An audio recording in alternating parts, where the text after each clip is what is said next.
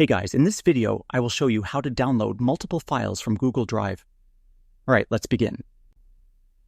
First, open Google Drive in your web browser and log into your account. Over here, go to the location where the files you want to download are stored. Then, hold down the Control key or CMD on Mac and click on each file you want to select. If you want to select a group of files in a row, click the first file, hold Shift, and click the last one. After that, click on the three dots at the top. Over here, click on Download.